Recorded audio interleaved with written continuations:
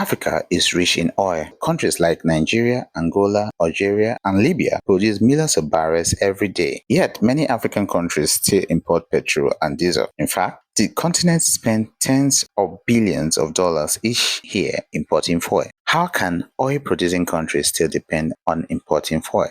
Welcome to African Panorama, where we explore African economy, resources, culture, and global influence.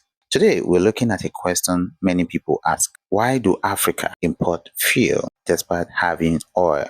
Africa is one of the world's important oil-producing regions. Major producers include Nigeria, Angola, Algeria, and Libya. Together, Africa countries produce roughly 5 to 7 million barrels of crude oil per day, depending on the global market conditions. Much of this oil is exported to markets across Europe and Asia, but crude oil itself cannot power cars or airplanes. Before crude oil becomes usable fuel, it must be processed in large industrial facilities called refineries. Refineries convert crude oil into products like petrol, diesel, aviation fuel, kerosene, and other products. Building a refinery is extremely expensive. Large refineries can cost between $5 to $15 billion to build. They also require advanced technology and constant maintenance. This is where the problem begins. Although Africa produces a lot of crude oil, refining capacity across the continent remains limited. Africa's total refining capacity is estimated around 3 million barrels per day. However,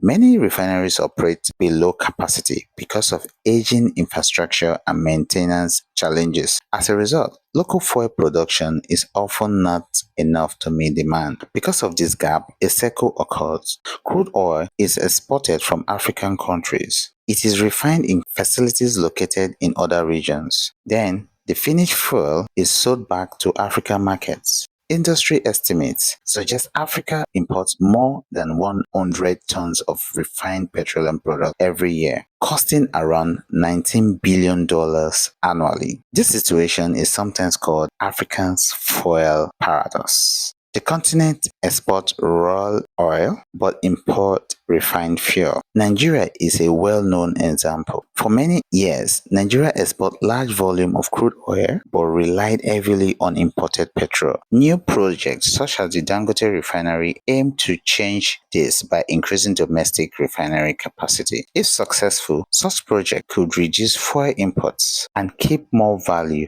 within African economies. Another important factor is demand. Africa's population is growing rapidly. Cities are expanding. Transportation and industrial activities are increasing. This means fuel demand is rising across the continent.